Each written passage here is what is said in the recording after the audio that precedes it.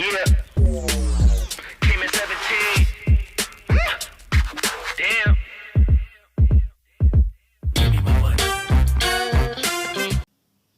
चलिए आज स्टार्ट करते हैं भैया अपना एकदम फ्रेश एंड न्यू चैप्टर जो कि है अपना कंट्रोल एंड कोऑर्डिनेशन।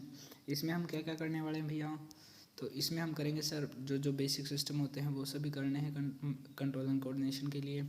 दूसरा हम ब्रेन पढ़ेंगे और हॉर्मोन्स के बारे में हम पढ़ेंगे, हॉर्मोन्स कौन सेक्रेट करता है, कैसे सेक्रेट करता है, ठीक है।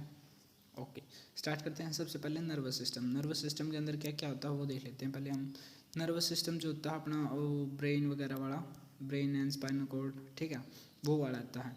ये क्या करता है, सभी पार्ट्स को ये कंट्रोल नहीं कर सकते। सॉरी, ये वाली अलग चीज़ है, ये वाले समझाने के लिए मेरे को अलग से बताना पड़ेगा, रुको। नर्वस सिस्टम के अंदर क्या क्या भैया, नर्वस कंट्रोल कौन करता है, नर्वस सिस्टम, ठीक है। इसमें मेन सेल कौन होता है, neuron is the main cell in this, ठीक है सर। और ये किस में प्रेजेंट होता है, सिर्फ एनिमल्स में प्रेजेंट होता है। दूसरा, ये थोड़ा फास्ट है हार्मोनल कंट्रोल से या फिर एंडोक्राइन कंट्रोल से, ठीक है। एंडोक्राइन कंट्रोल मतलब कि एंडोक्राइन सिस्टम जिसके अंदर ग्लैंड्स वगैरह आएंगी, ठीक है।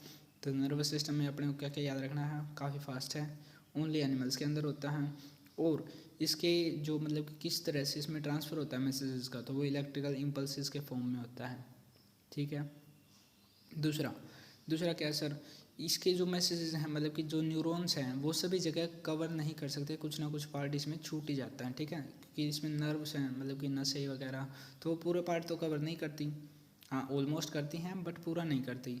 अब बची बात हार्मोनल कंट्रोल की। हार्मोनल कंट्रोल में क्या होता है सर, वो दोनों के अंदर होता है, एनिमल्स में भी और प्लांट्स में भी। और क्या है सर, पूरा पार्ट कवर करता है। ये पूरा पार्ट कैसे कवर कर रहा है सर, ये कर रहा है भैया देखो, अभी अपने एंडोक्राइन सिस्टम जो होता है वो क्या मतलब कि हार्मोन्स रिलीज़ करेगा। अब हार्मोन्स किसके अंदर रिलीज हो रहे हैं, ये सिर्फ हो रहे हैं कहाँ पर, ये हो रहे हैं भैया अपना ब्लड के अंदर। और ब्लड क्या है, ब्लड तो पूरी बॉडी में जाता है सर, ब्लड का तो पूरा मतलब कि पूरी शरीर में ही मतलब कि हर पार्ट में ही ब्लड होगा। तो इसलिए यहाँ पे लिखा हुआ भैया ये पूरे पार्ट को कंट्रोल करता है, मतलब सॉरी कवर करता है, ठीक है, समझ आ गया होगा। और क्या सर इसके अंदर याद रखने लायक, ये रिलेटिवली स्लो होता है किससे, नर्वस सिस्टम से, ओके है, इसलिए मैंने लिखा हुआ है रिलेटिवली स्लो, ओके। उसके बाद नर्वस सिस्टम के अंदर हम पढ़ने क्या क्या वाले हैं सर, नर्वस सिस्टम के अंदर हम क्या पढ़ेंगे वो हम यहाँ पे मतलब कि अभी मैप देख रहे हैं, माइंड मैप, और उसके बाद नेक्स्ट हम आगे देखेंगे। अब जो नर्वस सिस्टम है उसके अंदर दो हैं भैया, एक तो है CNS जो कि है सेंट्रल नर्वस सिस्टम, दूसरा है PNS जो कि है पेरिफेरल नर्वस सिस्टम, ठीक है। अब CNS के अंदर आता है भैया ब्रेन एंड स्पाइनल कॉर्ड। तो वो किस तरह के दिखते हैं सर, वो ऐसे दिखते हैं, देखो इसमें ये ब्रेन है और ये स्पाइनल कॉर्ड है, तो this is our CNS, okay है। उसके बाद है peripheral nervous system. Peripheral nervous system के अंदर क्या होता है सर, इसके अंदर सिर्फ नर्व्स वगैरह से रिलेटेड चीज़ें आती हैं जो कि हैं ये वाली, ठीक है। उसके बाद इसमें क्या क्या होता है सर जी, अब स्पाइनल कॉर्ड से आप क्या समझते हैं, स्पाइनल कॉर्ड भैया अपनी बैकबोन नहीं है, बैकबोन के अंदर जो होता है वो वाली स्पाइनल कॉर्ड होती है। बैकबोन किस लिए सर, बैकबोन उसको सिर्फ प्रोटेक्ट करने के लिए एक आउटर कवरिंग है, ओके है, समझ आ गया होगा, ठीक है। ये काफ़ी कन्फ्यूजन रहता है कि स्पाइनल कॉर्ड बैकबोन ही होती है, नहीं, ठीक है। उसके बाद है पेरिफेरल नर्वस सिस्टम। इसमें तो हम सिर्फ ब्रेन को और स्पाइनल कॉर्ड को पढ़ लेंगे सर, ठीक है सर, सेंट्रल नर्वस सिस्टम अपना कंप्लीट हो जाएगा। उसके बाद आता है अपना पेरिफेरल नर्वस सिस्टम। अब इसमें क्या पढ़ना है सर अपने को, इसमें हम पढ़ेंगे भैया नर्व्स के बारे में, totally and totally on nerves. इसमें दो सिस्टम है, autonomic nervous system and somatic nervous system. Autonomic से क्या आता है, ऑटोमेटिक, ऑटोमेटिक मतलब कि जो हम कंट्रोल नहीं कर सकते, ठीक है, जो कंट्रोल ना कर सकें। उसके बाद है सोमैटिक। सोमैटिक के अंदर क्या आता है सर, जो हम कंट्रोल कर सकते हैं, ठीक है। ये किस चीज़ को मतलब कि कंट्रोल करता है या फिर किसके साथ कंट्रोल करता है, ये जो इंटरनल ऑर्गन्स हैं जैसे कि अपने लंग्स हो गई या फिर हार्ट हो गया या फिर ग्लैंड्स हो गई, तो उनके साथ कौन सा सिस्टम कंट्रोल करेगा उनको, ऑटोनोमिक नर्वस सिस्टम। और जो सोमैटिक नर्वस सिस्टम है वो किसको कंट्रोल कर रहा है, वो करा सर जी जो सेंस ऑर्गन्स हैं जैसे कि अपने मतलब कि हाथ वगैरह हो गई, स्किन होगी, तो उसको कौन कंट्रोल करा अभी, अपना सोमैटिक नर्वस सिस्टम। और वॉलेंट्री मसल्स होगी, वॉलेंट्री मसल्स जैसे कि हम पुशअप वगैरह लगाते तो अपने बाइसेप होगी, वॉलेंट्री मसल होगी, या फिर अपने हम हाथ को आगे पीछे कर पा रहे तो वो किस चीज़ की, वॉलेंट्री मसल्स की मदद से, ठीक है। अब नेक्स्ट आता है अपना ऑटोनोमिक नर्वस सिस्टम के अंदर भी फिर दो आते हैं, तो वो क्या है सर, एक होता है सिंपैथेटिक डिवीज़न और एक होता है पैरासिम्पैथेटिक डिवीज़न। अब सिंपैथेटिक डिवीज़न क्या करेगा सर, सिंपैथेटिक डिवीज़न अपने को मतलब कि देखो डायरेक्टली याद रखना है अपने को क्या क्या करने वाला है, ये एक्साइटमेंट में या तो फियर में या फिर सडन कोई भी फील आती है तो उसमें, सडन हैवी इमोशन में, तो उसमें कौन एक्टिव होता है, सिंपैथेटिक डिवीज़न, ठीक है। अराउजिंग से यही मतलब है जो ये चीज़ें मैंने लिख रखी हैं, ओके है। उसके बाद पैरासिम्पैथेटिक में क्या होगा सर, जो शांत करने वाले काम करेगा वो कौन करेगा, अपना मतलब कि अपना ये पैरासिम्पैथेटिक डिवीज़न करेगा, ठीक है। कैसे याद रखेंगे सर, सिंपैथेटिक डिवीज़न कब एक्टिव होता है, ये दोनों ही एग्ज़ाम के टाइम पे एक्टिव होते हैं। सिंपैथेटिक डिवीज़न किसका एक्टिव होगा, जिसने तैयारी नहीं की, वो मतलब कि डरेगा, डर लगेगा तो उसको एक्साइटमेंट या तो फियर कुछ तो होगा, ठीक है, तो वो सिंपैथेटिक डिवीज़न एक्टिव हो गया। और पैरासिम्पैथेटिक किसका एक्टिव होगा सर, जिसने पूरी अच्छे से तैयारी की है, पूरे मॉक टेस्ट वगैरह सब लगा के गया है, तो उसको तो कामिंग होगी, ठीक है, समझ आ गया होगा। उसके बाद सोमैटिक नर्वस सिस्टम के अंदर है भैया अपने पास में मतलब कि अब मसल्स वगैरह या तो नर्व्स वगैरह हैं, ठीक है सर जी, नर्व्स हैं। अब ये क्या क्या इसके अंदर दो हैं सर, सेंसरी नर्वस सिस्टम और मोटर नर्वस सिस्टम। सेंसरी और उसको हम एफेरेंट भी बोलते हैं और मोटर को हम इफेरेंट भी बोलते हैं, ठीक है। अब जैसे सेंसरी से हम मैंने नीचे लिख रखा छोटा मोटा, जैसे हाँ गर्म प्लेट वाला है, गर्म प्लेट वाले में क्या होता है, जैसे कि हम गर्म प्लेट को टच करते हैं तो अपने को क्या होता है, सेंस होता है ना, किसके साथ, स्किन के साथ, स्किन की वजह से अपने हम सेंस कर पाते हैं। तो वहाँ पर कौन से न्यूरॉन्स होते हैं, सेंसरी न्यूरॉन्स, जिसको हमने बोला है सेंसरी नर्वस सिस्टम, ठीक है। ये इन्फॉर्मेशन ले जाता है कहाँ पर, ब्रेन के पास। उसके बाद motor nervous system, motor nervous system क्या करेगा, अब ब्रेन से एक्शन के लिए कुछ कमांड तो आएगा ही, अभी वो ब्रेन बोलेगा ना भैया टाल दो हाथ क्योंकि गर्म है वो, तो वो न्यूरॉन्स कौन से होते हैं, मोटर न्यूरॉन्स होते हैं जो कि उस इन्फॉर्मेशन को लेके आते हैं। और उन न्यूरॉन्स का सिस्टम क्या होगा, मोटर नर्वस सिस्टम, समझ आ गया होगा। अब चलते हैं आगे, ये रहा, सॉरी आई थिंक एक पेज आगे। अब ये भैया सेंट्रल नर्वस सिस्टम के अंदर मैं बता चुका हूँ ऑलरेडी कि ब्रेन होता है और स्पाइनल कॉर्ड होती है, देख लो डायग्राम, ठीक है। अब पेरिफेरल नर्वस सिस्टम के अंदर अपने पास क्या भैया जी, क्रेनियल नर्व्स हैं, स्पाइनल नर्व्स हैं। क्रेनियल नर्व कौन सी होती है सर, क्रेनियल नर्व्स होती है भैया जो अपने ब्रेन से निकलती है, ठीक है, ब्रेन से निकलने वाली कौन सी होगी, अपनी क्रेनियल नर्व्स। उसके बाद स्पाइनल नर्व्स कौन सी होती हैं भैया, वो अपनी 31 होती हैं, 31 पेयर्स होते हैं, ये याद रखना है, ठीक है। ये कैसे होते हैं सर, इसमें कौन से होते हैं सर, स्पाइनल है तो स्पाइनल कॉर्ड से निकलने वाले होंगे सर, ठीक है सर, इतना समझ आ गया। अब हम पीछे पढ़ के आए हैं भैया क्या, ये वाला डायग्राम जो है ये देख लो, इसके अंदर हमने पेरिफेरल पढ़ा है अभी, हाँ जी सर पेरिफेरल सिस्टम पढ़ा सर। पेरिफेरल के अंदर फिर हमने ऑटोनोमिक और सोमैटिक पढ़ा, ठीक है सर। अब ऑटोनोमिक के अंदर जो हमने सिंपैथेटिक और पैरासिम्पैथेटिक पढ़े थे ना, उसको हम डिटेल में डिस्कस करने वाले हैं, ठीक है, ओके सर। ये वाले हैं आप पैरासिम्पैथेटिक और सिंपैथेटिक, ठीक है। अभी मैंने बताया था कि इसका कौन सा एक्टिव होता है एग्जाम में, फियर वाला, बट अब यहाँ पर हम एग्जाम्पल लेके चलेंगे कुत्ते वाला, अगर कुत्ता आपके पीछे पड़ जाए तो क्या होगा, ठीक है, उससे सारा समझ आ जाएगा। सिंपैथेटिक में समझा रहा हूँ, उसका अपोजिट ये वाले होंगे, ठीक है। उसके बाद देख लेते हैं हम यहाँ पे सिंपैथेटिक में क्या होगा सर जी, 3F वाला, ट्रिपल F, कौन सा, फ्लाइट, फियर एंड फाइट, ठीक है, okay sir, fear fight and flight, याद रखना ये तीनों। इसके अंदर क्या क्या होगा सर, अगर कुत्ता पीछे पड़ा है तो अपना जो प्यूपिल होता है वो बड़ा हो जाता है, क्यों, ताकि हम दूर का अच्छे से देख पाएँ, भागना है ना भैया, ठीक है। उसके बाद decrease saliva production, saliva production, अभी यार मुंह तो सूख ही जाएगा ना अगर मतलब कुत्ता पीछे पड़ेगा तो, ठीक है। उसके बाद हार्ट रेट तो बहुत बढ़ जाती है, भागते हो तो पता ही होगा।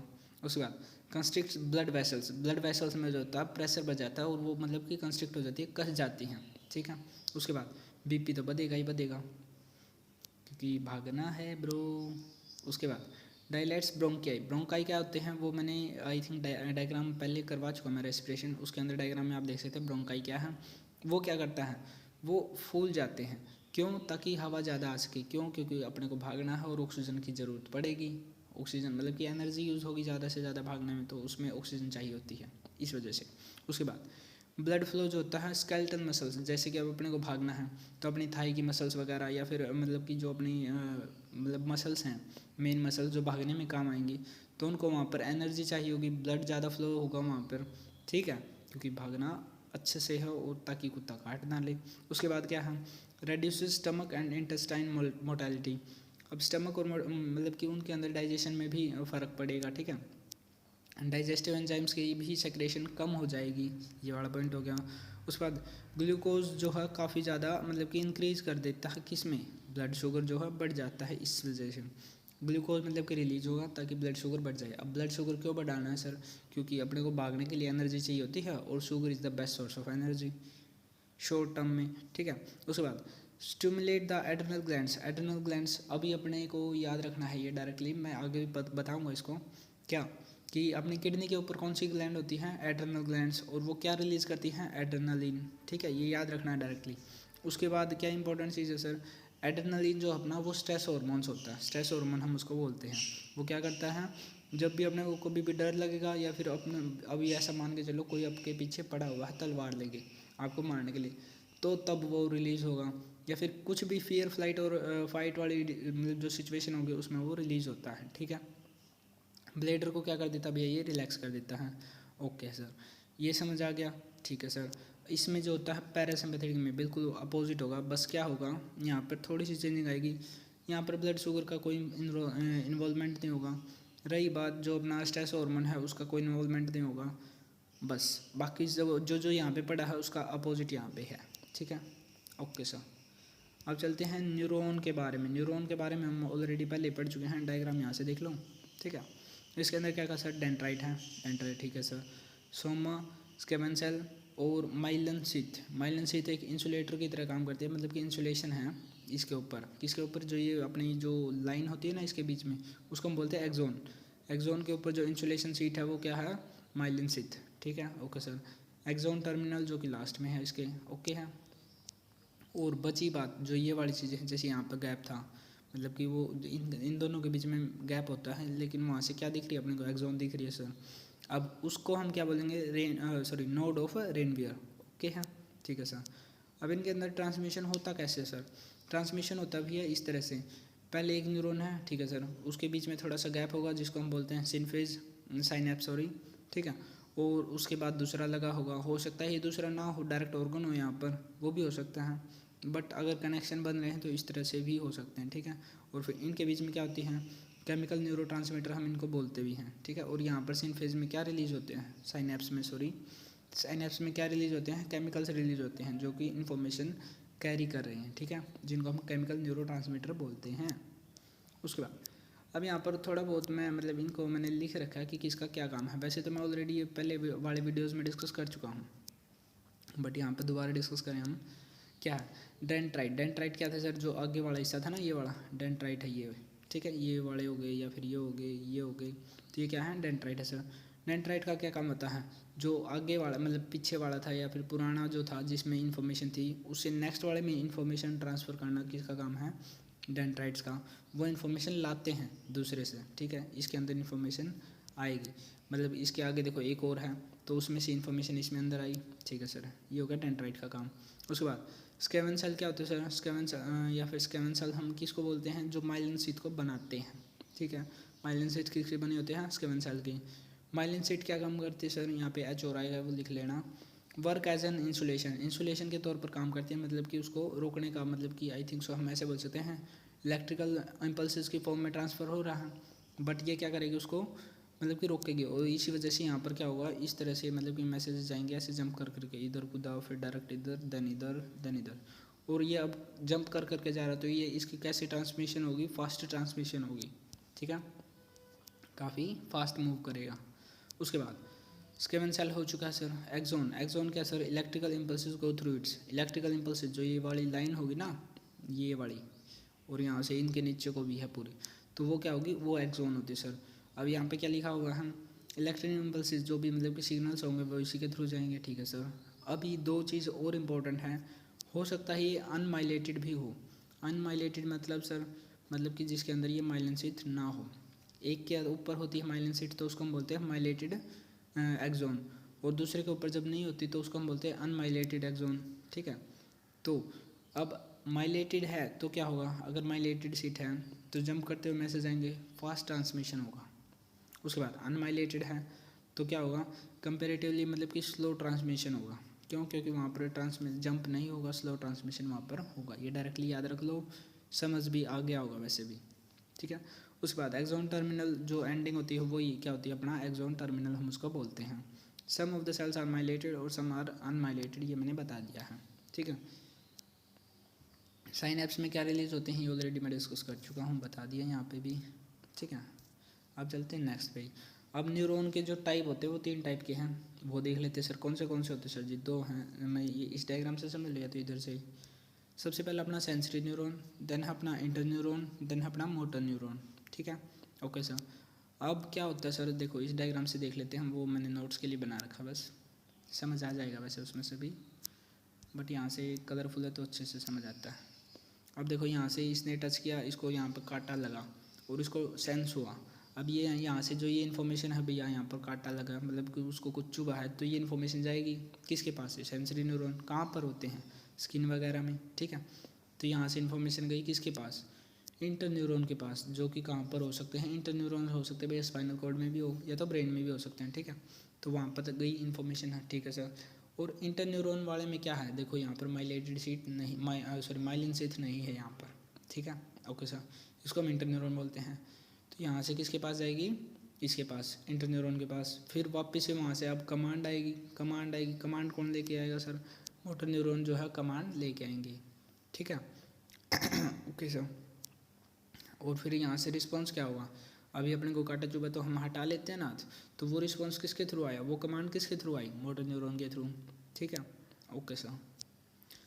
अब ये अपना ब्रेन आ गया भैया, ब्रेन के बारे में पढ़ लेते हैं थोड़ा। हाँ देखो, जो ये ऊपर वाला हिस्सा है ये वाला, तो ये क्या है अपना है पूरा फोर ब्रेन। उसके बाद जो यहाँ पे लिख रखा है ये वाला हिस्सा हो गया मिड ब्रेन, ठीक है, यहाँ पे ये वाला ओके है। और जो ये नीचे है ये होता पोन्स। उसके बाद है मेडुला ऑब्लंगेटा जो इसके नीचे होगा, ठीक है। और फिर देन स्पाइनल कॉर्ड स्टार्ट हो जाती है।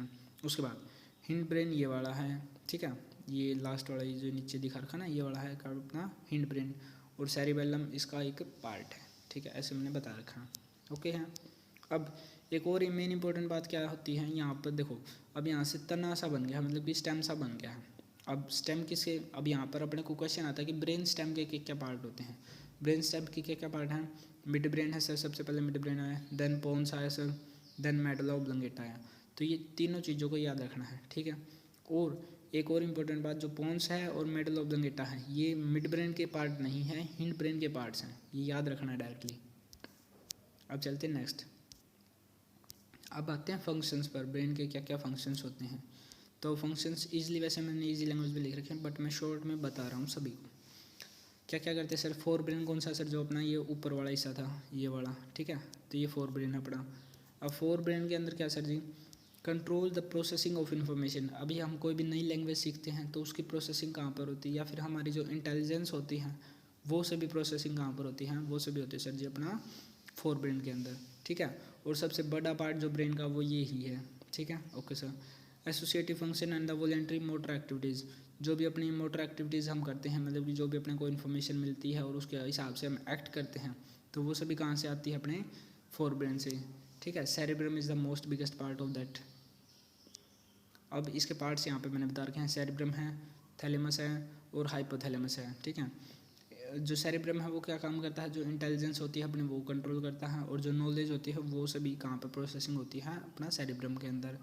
थैलेमस और हाइपोथैलेमस ये क्या करते हैं सर, डेली रूटीन को फॉलो करते हैं। जैसे अपने को नींद आनी है भैया, हाँ जी सर, एक्सक्रेशन करना है भैया, ठीक है सर, ये वही सभी चीज़ें कौन कंट्रोल करता है, ब्रीदिंग करनी है, तो वो सभी कहाँ से कंट्रोल हो रही है, यहाँ से कंट्रोल हो रही है, ठीक है। एक और है, ब्रेन का एक एरिया होता है ब्रोकाज एरिया, जो किसके लिए कंट्रोल, जो किस चीज़ को कंट्रोल करता है, अपनी स्पीच को, ठीक है। उसके बाद सेरेब्रम के दो पार्ट्स होते हैं, दो पार्ट्स कैसे सर, वो दो पार्ट्स में डिवाइड है, राइट एंड लेफ्ट। अब राइट एंड लेफ्ट के हिसाब से कैसे सर, राइट पार्ट क्या करता है, लेफ्ट पार्ट को कंट्रोल करता है, और लेफ्ट पार्ट क्या करता है, राइट पार्ट को कंट्रोल करता है। तो ये वाली चीज़ मैंने यहाँ पे शॉर्ट में लिख भी दी है। उसके बाद मिड ब्रेन के क्या क्या फंक्शन है सर, मिड ब्रेन दिमाग का वो हिस्सा है जो कि सबसे छोटा है, स्मॉलेस्ट रीजन है। क्या क्या काम है सर, ऑडिटरी मतलब कि जो सुनने वाले हो गए, विजुअल्स जो कि मतलब कि देखने वाले हो गए, तो वो सभी फंक्शंस कहाँ से कंट्रोल किए जा रहे हैं, मिड ब्रेन से, ठीक है सर। मूवमेंट ऑफ आई, मतलब कि जो आई का मूवमेंट है, इधर देख रहे हैं या साइड में लेफ्ट राइट कहीं पे भी देख रहे हैं, तो वो कौन करता है, मिड ब्रेन करता है। प्यूपिल का डायलेशन करता है। उसके बाद regulation of the motor activities, देखो कमांड वहाँ से आ रही है फोर ब्रेन से, बट रेगुलेट कौन कर रहा है उनको, मोटर एक्टिविटीज़ को मिड ब्रेन एक्टिवेट, मतलब कि वो कर रहा है, मोटर एक्टिविटीज़ को कौन रेगुलेट कर रहा है, मिड ब्रेन रेगुलेट कर रहा है, ठीक है। उसके बाद functions of the hind brain, hind brain के फंक्शंस क्या क्या हैं, ठीक है। तो अब इस पे भी देख लेते सर। अभी मैंने पहले भी बताया है कि हिंड ब्रेन के दो पार्ट्स, मतलब कि जो कि पोन्स और मेडुला ऑब्लंगेटा हैं, वो किस चीज़ के हैं, वो अपना मिड जो स्टेम है ना, ब्रेन स्टेम, उसके पार्ट्स हैं, बट मिड ब्रेन की पार्ट नहीं है वो, ठीक ठीक है। पार्ट किसके, ये हिंड ब्रेन के पार्ट्स हैं, कौन कौन, पोन्स एंड मेडुला ऑब्लिंगेटा, ठीक है। Okay sir, the hind brain coordinates functions that are the fundamental to survival, मतलब सीधी सीधी बात यहाँ पे मैंने लिख भी रखा है इजली। एसेंशियल जो वर्क हैं जो कि सर्वाइवल के लिए एसेंशियल हैं, वो कहाँ से कंट्रोल हो रहे हैं भैया, अपने हिंड ब्रेन से कंट्रोल हो रहे हैं, ठीक है। जैसे कि ब्रीदिंग हो गया, हार्ट बीट हो गई, वो सभी, ठीक है। ऑटोनोमस एक्टिविटी जिनको हम कंट्रोल नहीं कर रहे, तो वो कहाँ से कंट्रोल हो रही है, हिंड ब्रेन से कंट्रोल हो रही है। एक इसका पार्ट है सेरिबेलम। सेरिबेलम का काम क्या होता है सर, जो कि अपना पोस्चर मेंटेन करके रखता है, दैट इज़ द सेरिबेलम, ठीक है। मतलब कि हम किस तरह से खड़े हैं। अभी जो बच्चा होता है वो चल कैसे नहीं पाता, क्योंकि उसका सेरिबेलम अच्छे से डेवलप नहीं हुआ होता।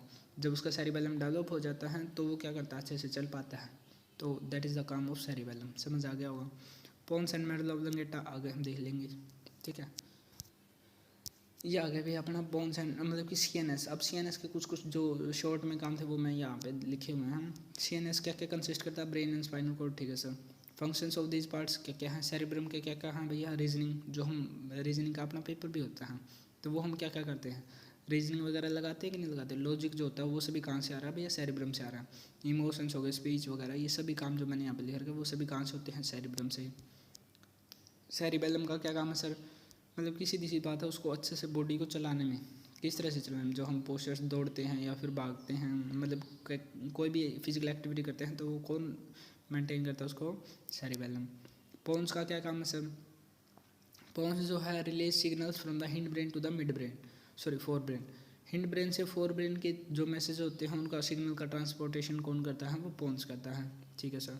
उसके बाद मेडुला ऑब्लिंगेटा। मेडुला ऑब्लिंगेटा क्या काम करता है सर जी, इनवॉलेंट्री एक्टिविटीज़ को, लाइक वोमिटिंग हो गया, स्नीजिंग हो गया, योनिंग हो गया, मतलब कि उबासी लेना, और हार्ट बीट, ब्रीदिंग या फिर ब्लड प्रेशर को कंट्रोल करना, तो वो सभी कहाँ से हो रहा है, मेडुला ऑब्लिंगेटा से हो रहा है सर।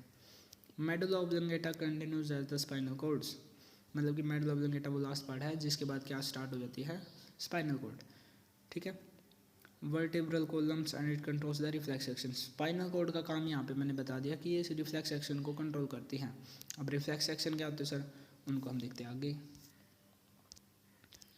अभी करते हैं रिफ्लेक्स एक्शन। रिफ्लेक्स एक्शन क्या है सर, देखो सीधी सीधी बात है। अभी हम यहाँ से थोड़ा सा इसके अंदर रिफ्लेक्स एक्शन से अपने क्या याद आना चाहिए, इनवॉलेंट्री और सडन चीज़ें। इनवॉलेंट्री जो हम कंट्रोल नहीं कर सकते, और सडन जो अचानक होंगी, ठीक है। और रिफ्लेक्स आर्क क्या होती है सर, रिफ्लेक्स आर्क वो समझ आ जाएगा। अभी पहले ये समझ लो कहानी जो है यहाँ पे पूरी क्या है। देखो यहाँ सर मान के चलो यहाँ पर मोमबत्ती रखी थी और मैंने उस पर गलती से हाथ रख दिया, तो वहाँ पर गर्म फील हुआ।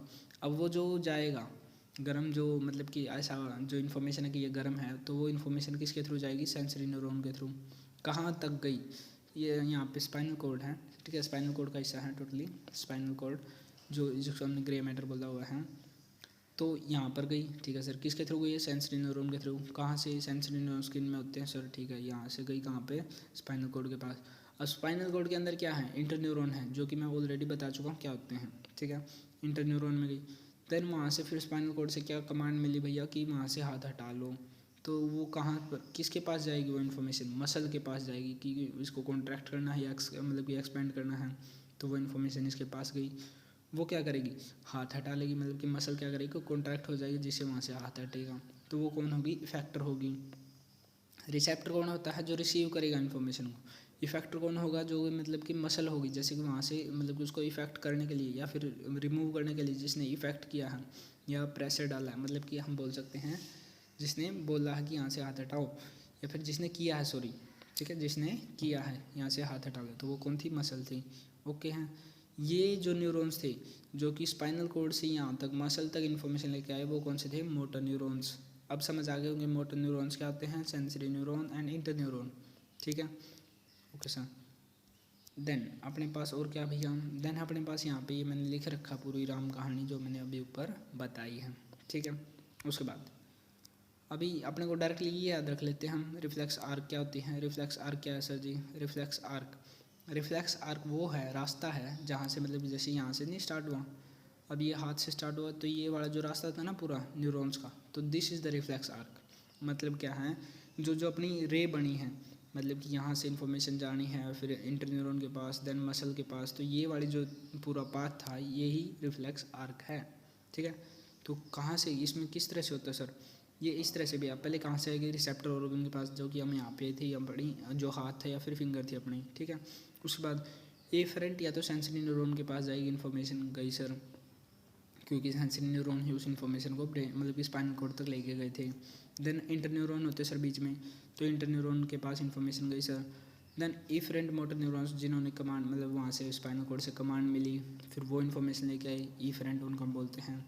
एंड देन अपना है इफेक्टर ऑर्गन, जो कि अपनी मसल हो गई है, ठीक है। मसल क्या काम करती है सर, मसल वो मतलब कि इफेक्ट करती है कि कॉन्ट्रैक्ट हो जाओ और वहाँ से हाथ हटा लो, तो दैट इज़ द काम ऑफ इसका। थोड़ी हिंदी इंग्लिश मिक्स कर दी मैंने।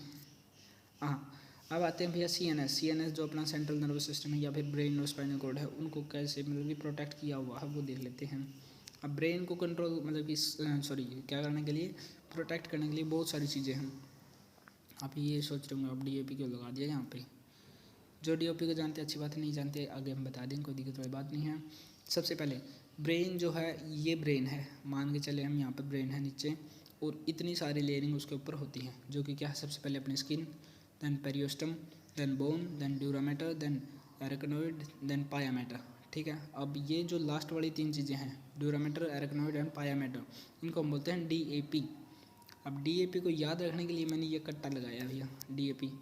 जो किसान के बच्चे या फिर मतलब जो हरियाणा या फिर पंजाब राजस्थान, जो वैसे तो किसान तो सभी जगह पे हैं, बट उनको मेनली पता होगा DAP क्या भैया, खार का कट्टा होता है, मतलब कि जो फर्टिलाइज़र होते हैं, ठीक है। और ये DAP, इसमें अलग DAP का मतलब अलग होता है और वहाँ पर अलग है।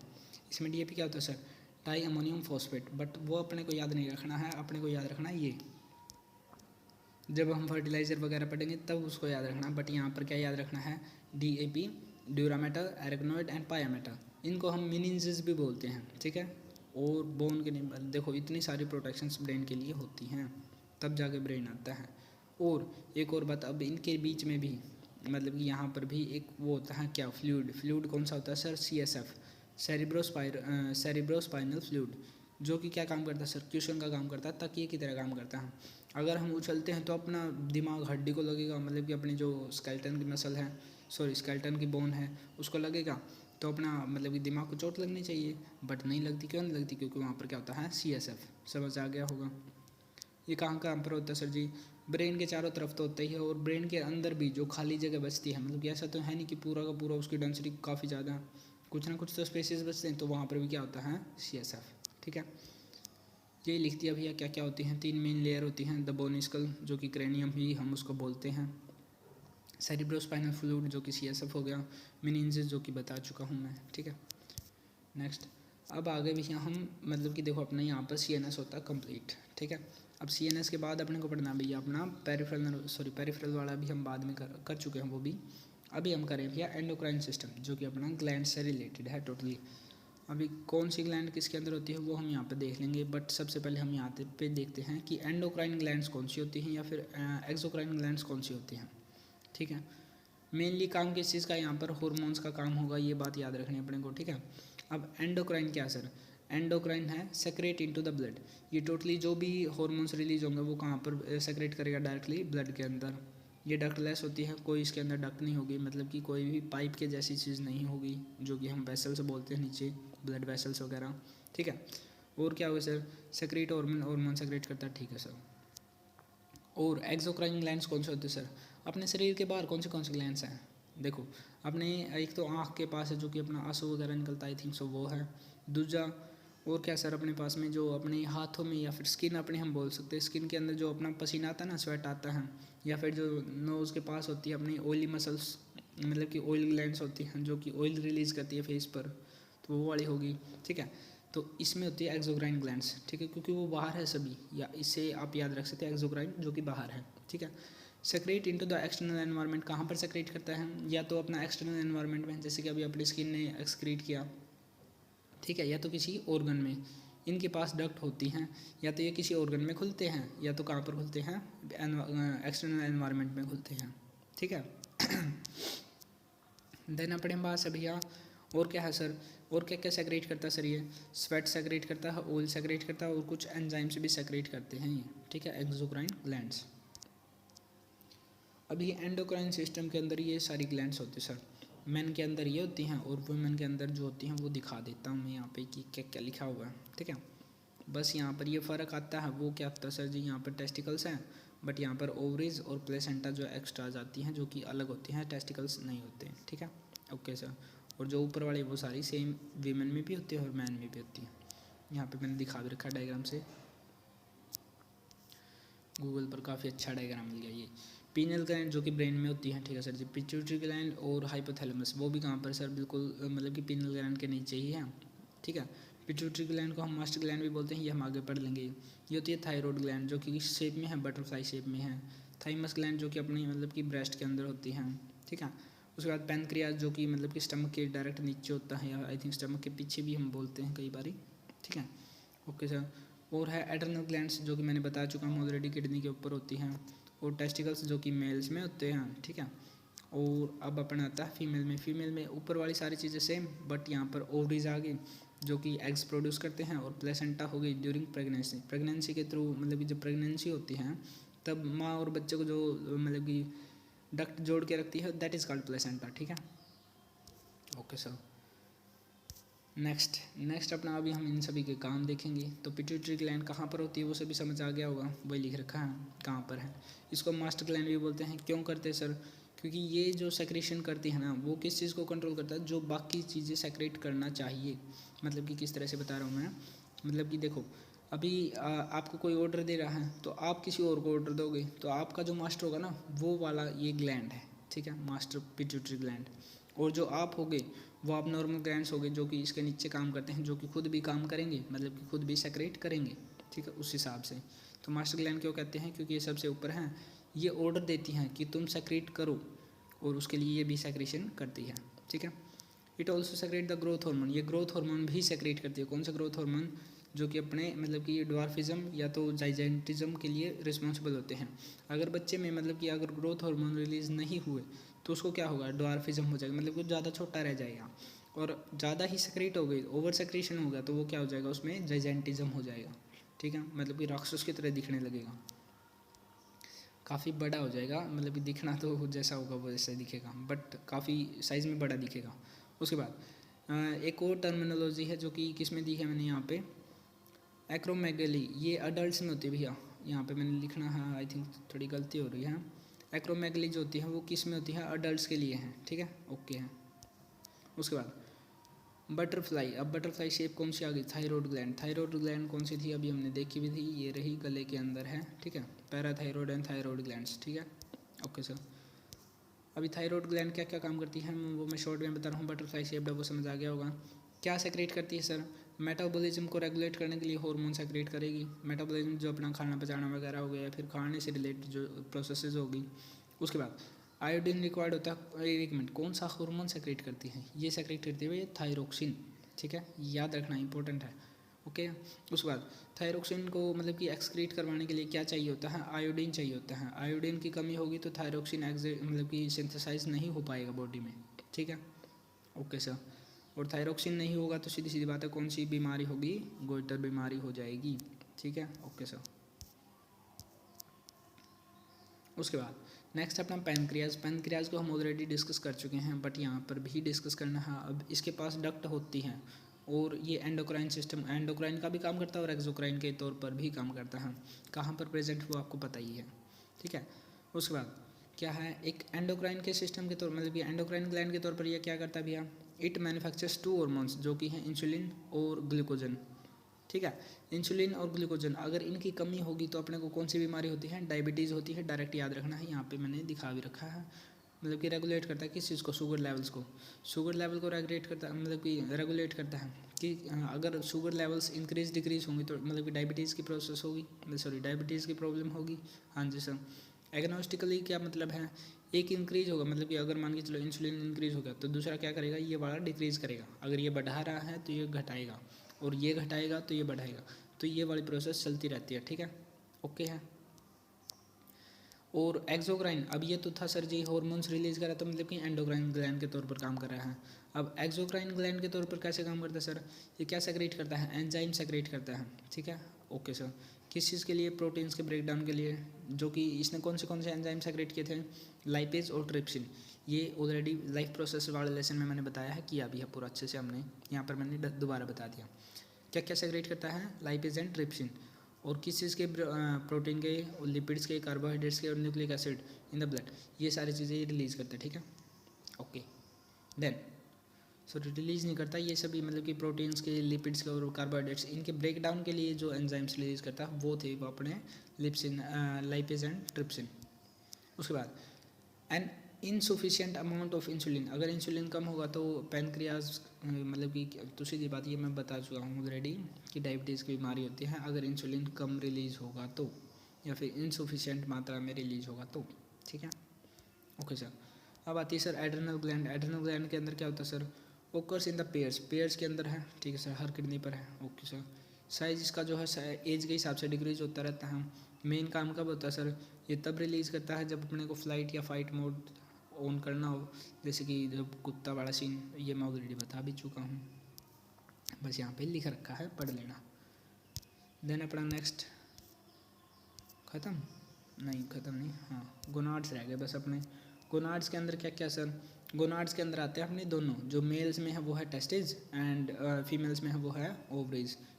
टेस्टिस क्या मतलब क्या रिलीज़ करते हैं? स्पर्म रिलीज़ करते हैं, और ओवरीज क्या रिलीज़ करती हैं? एग्स रिलीज़ करते हैं, ठीक है सर। यहाँ पे लिख रखा भी है testis produces the male hormones, जो कि हैं टेस्टोस्टेरोन। अभी देखो बच्चे में पुबर्टी के बाद बहुत सारे चेंजेस आते हैं, वॉइस काफ़ी बड़ी हो जाती है, थाइज़ के बीच मतलब कि हेयर्स ग्रो होने चालू हो जाते हैं, और क्या है तो वो किसकी वजह से होती हैं?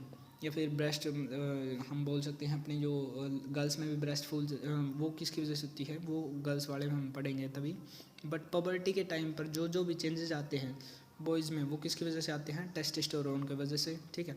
The ovaries produces the female hormones estrogen and progesterone. अब ये किसके अंदर है? ये फीमेल के अंदर है, ठीक है सर, एस्ट्रोजन प्रोजेस्टेरोन।